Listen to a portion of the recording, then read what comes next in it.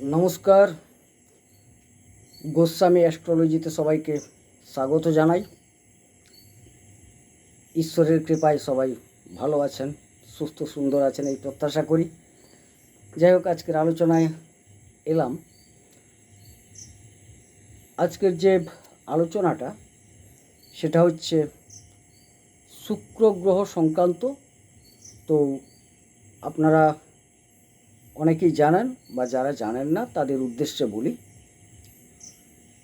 কালপুরুষ চক্রে অর্থাৎ আপনার লগ্নকোষ্ঠীতে যে একটা 12 ঘরের ছক আঁকা থাকে, তার উপরের ঘরটাকে মেষ ধরা হয়, ক্রমান্বয়ে ঘড়ির কাঁটার বিপরীতে গণনা করা হয়। সেই সুবাদে দ্বিতীয় এবং সপ্তম এই দুটো ঘর অর্থাৎ বৃষ রাশি এবং তুলা রাশি, এই দুটি রাশির অধিপতি হচ্ছেন শুক্রদেব, শুক্রাচার্য। শুক্রাচার্য মূলত অর্থের প্রাচুর্য দান করেন। অর্থের প্রাচুর্য বলতে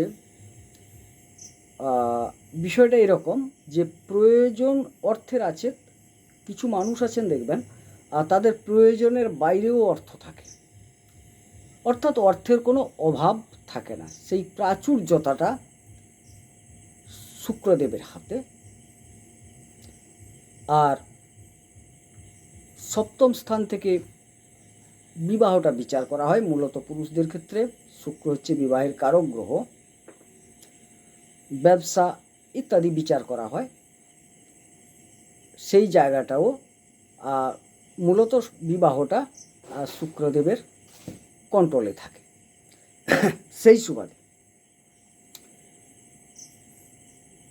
শুক্রদেবকে সন্তুষ্ট করা, অর্থাৎ আপনার যদি লগ্ন কোষ্ঠীতে বা জন্মকুণ্ডলিতে শুক্র কোনোভাবে খারাপ অবস্থায় থাকেন, সেক্ষেত্রে কিন্তু এই অর্থ প্রাচুর্যতা আপনি পাবেন না।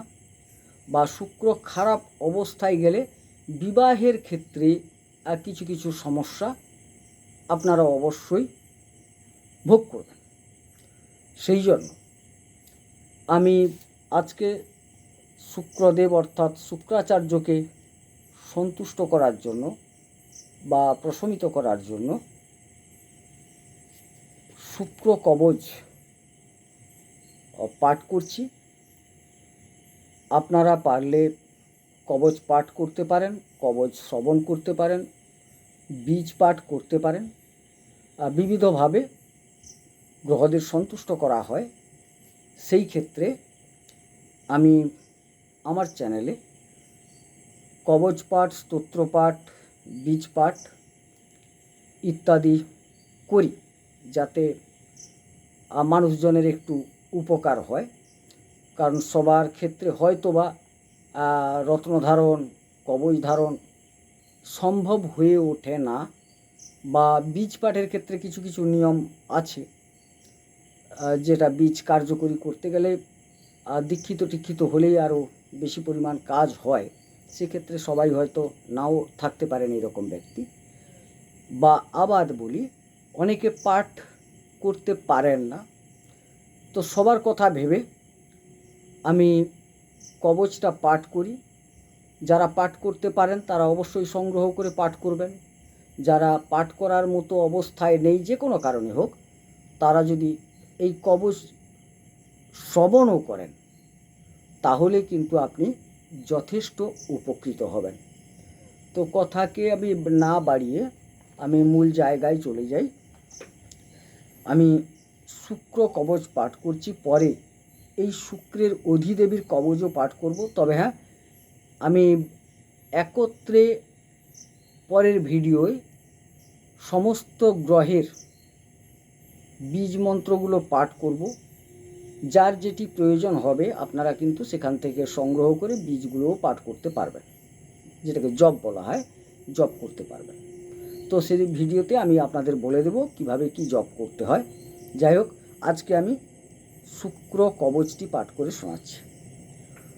অথ শুক্র কবচম পার্বত্যোবাচ মহাদেব বিরূপাক্ষ সর্বতন্ত্র প্রকাশকৃত কথয়স্য মহাদেব কবচং ভার্গবস্য চ। ঈশ্বর উবাচ শ্রীণু দেবী প্রবক্ষ্যামি শুক্রস্য কবচং মুদা যস্য প্রপঠনাদ্দেবী পুত্রপৌত্রান্বিতো ভবেत्। অস্য শ্রীশুক্রকবচস্য ভার্গবঋষি পঙ্ক্তিশ্ছন্দো শ্রীশুক্রদেবতা শুক্ররিষ্টশান্ত্যर्थं জপে বিনিয়োগः। হ্রিং বীজং মে শিরঃ পাতু হ্রিং ভালং পাতু মে সদা হ্রং বীজং মে শিখাং পাতু হ্রৈং পাতু কবচং মম হ্রৌং নেত্রো মে সদা পাতু হ্রং সর্বাঙ্গং সুলোচনে অকারাদিখকারান্তর্বর্ণঃ পঞ্চাশদেব তু ঊর্ধ্বমধশ্চতুর্দিক্ষু সর্বত্র পাতু ভার্গবः। ইদং হি কবচং দিব্যং ভৃগুরিষ্টবিনাশনম শতধা পঠনাদ্দেবী পুরশ্চর্যাফলং লভেৎ। সূর্যে তৌলিগতে দেবী ভৃগুবারিণী সা মুখে শতধা পঠনাদ্দেবী শুক্রবৃদ্ধি প্রজায়তে। ধ্বজভঙ্গাদিরোগাশ্চ ক্ষিপ্রনশ্যন্তি পার্বতী ইদং কবচমো জ্ঞাত্বা ভৃগুমন্ত্রং জপেত্তুজ নিষ্ফলা জপপূজা চ মৃতে চ নরকং ব্রজেৎ। ইতি শ্রী সাধু সংকলনী তন্ত্রে হর পার্বতী সংবাদে শুক্রকবচম। আমি যথাসম্ভব কবচটি পাঠ করলাম। আপনারা অবশ্যই যাদের শুক্র গ্রহ খারাপ অবস্থায় আছে অবশ্যই শ্রবণ করবেন। যারা জন্মকুণ্ডলী নেই বা বুঝতে পারছেন না তারা হস্তরেখা বা অন্যান্য জ্যোতিষ যেসব বিষয় আছে জ্যোতিষের, মুখমণ্ডল দেখে কেউ বিচার করেন, সংখ্যাতত্ত্ব থেকে কেউ বিচার করেন, হস্তরেখা থেকে কেউ বিচার করেন। যে কোনোভাবে আপনি একজন ভালো জ্যোতিষ দেখিয়ে অবস্থানগুলো দেখে যদি মনে করেন যে আপনার শুক্র গ্রহ খারাপ আছে অবশ্যই কবচ পাঠ করুন, কবচ শ্রবণ করুন, স্তোত্র পাঠ করুন, স্তোত্র শ্রবণ করুন, বীজ পাঠ করুন, দেখবেন অনেক উপকৃত হবেন। আমাদের অবগতির জন্য বলি, দেখুন জন্মকুণ্ডলিতে কোনো নয় কোনো গ্রহ খারাপ অবস্থায় সাধারণত থাকেন। সেক্ষেত্রে আপনাদের প্রত্যেকেরই হয়তো প্রয়োজন হবে ওই গ্রহটিকে সন্তুষ্ট করার বা প্রশমিত করার। সেই জন্য আমি আমার চ্যানেলে বিভিন্ন গ্রহকে সন্তুষ্ট করার জন্য কবচ স্তোত্র ইত্যাদি পাঠ করছি। আপনারা শুনছেন ও আমি দেখলাম আপনারা যথেষ্ট সাড়া দিয়েছেন, সেই জন্য আমি কৃতজ্ঞ।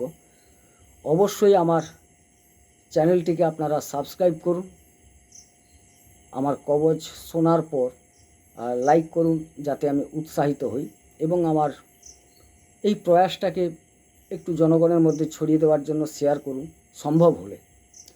তাতে আমি অনেকটা উৎসাহ বোধ করব এবং আমি চেষ্টা করব আরও নতুন নতুন কবচ স্তোত্র বীজ ইত্যাদি পাঠ করার। কারণ কবচ অনেক রকমের থাকে, আমরা ক্রমান্বয়ে আমি আপনাদের সামনে সেটা উপস্থাপিত করব।